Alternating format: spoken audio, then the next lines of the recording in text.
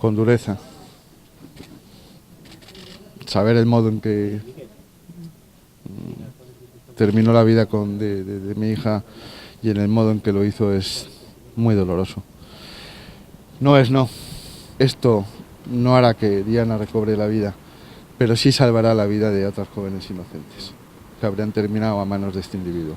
Así que creo que habrá un fallo justo, y no es no. Vuelvo a insistir, no es no. Yo creo total y absolutamente en las pruebas practicadas, pero les digo que es que no hay salida. Es que no hay salida. Hay pruebas directas de cargo, pero es que por si no quieren las pruebas directas, es que las pruebas indiciarias son aplastantes. Con mucho menos de lo que tenemos aquí, con mucho menos conseguimos en el tema de Asunta la condena de los padres, con mucho menos indicios de los que hay aquí. Es decir, le estoy comentando.